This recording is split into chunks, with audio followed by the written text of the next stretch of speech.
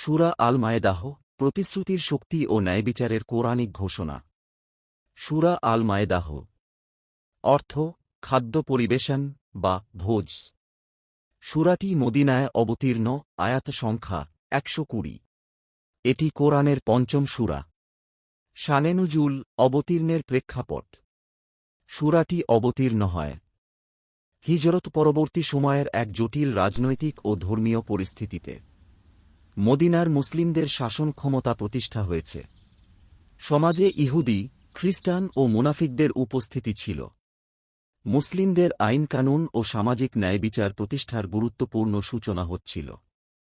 তাই এই সূরায় এসেছে হালাল হারাম খাদ্যের বিধান, ইয়াহুদি নাসারাদের সাথে আচরণ নীতি, আল্লাহর প্রতিশ্রুতি রক্ষা, আদালত ও সাক্ষ্য বিষয়ক নীতিমালা। সূরার নাম মায়েদাহ কেন? একদল হাওয়ারি বলেছিল, হে ঈসা আলাইহি ওয়াসাল্লাম, আপনার রব কি আকাশ থেকে আমাদের জন্য একটি খাবারের খাঞ্চা নামাতে পারেন না? আয়াত ১১২। আল্লাহ তা করলেন, কিন্তু শর্ত দিলেন, এরপর যদি কেউ অমান্য করে তাকে কঠোর শাস্তি দেয়া হবে। শিক্ষা: আল্লাহর নিয়ামতের কৃতজ্ঞতা না জানালে তা আযাবে পরিণত হয়।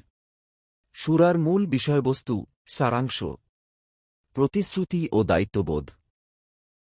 হে ঈমানদারগণ, তোমরা চুক্তি পূর্ণ করো। আয়াত ১।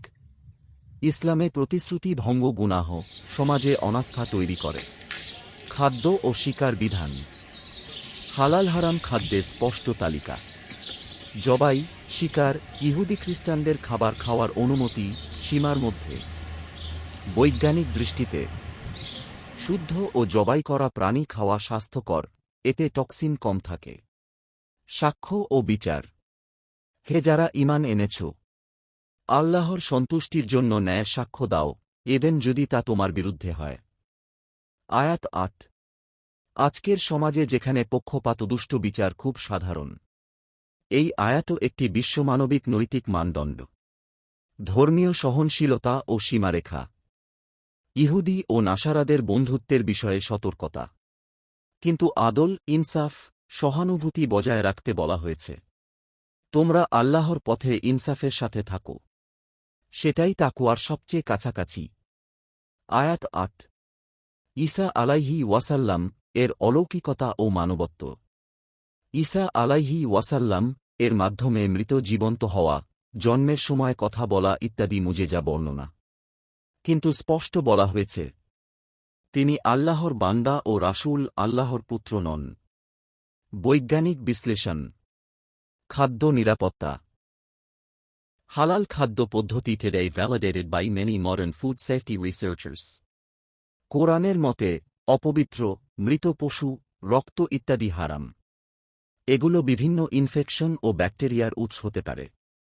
স্বাক্ষর নীতিমালা।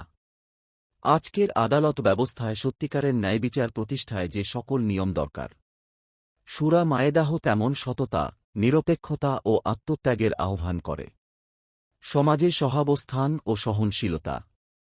এই সূরায় বলা হয়, তোমরা অন্য ধর্মের মানুষকে অপমান করো না, বরং ন্যায়পরায়ণতার সঙ্গে সহাবস্থান করো। আজকের বৈচিত্র্যময় সমাজে এটাই টেকসই শান্তির চাবিকাঠি। আমাদের জন্য শিক্ষণীয় বিষয়: শিক্ষা, প্রতিশ্রুতি পূরণ, পরিবার, ব্যবসা ও সামাজিক জীবনে প্রতিশ্রুতির মর্যাদা দিন। আল্লাহর বিধান মানা, খাদ্য, আচরণ ও ধর্মীয় সীমারেখা মেনে চলা। ন্যায় ও সাক্ষ্য সত্য বলুন, এবেন যদি সেটা আপনার বিরুদ্ধে যায়। ধর্মীয় সহনশীলতা, মুসলিম না হওয়াদের সঙ্গে ন্যায়পরায়ণ আচরণ। ইব্রাহিমী ধর্মসমূহের আসল বার্তা: সব নবী ছিলেন তাওহীদের প্রচারক, কোনোটাই আল্লাহর পুত্র দাবিকারী ছিলেন না। উপসংহার: সূরা আল মায়েদাহ শুধুমাত্র খাদ্যের বিধান নয়, এটা এক পূর্ণাঙ্গ ন্যায়বিচার ও নৈতিকতা বিষয়ক সংবিধান।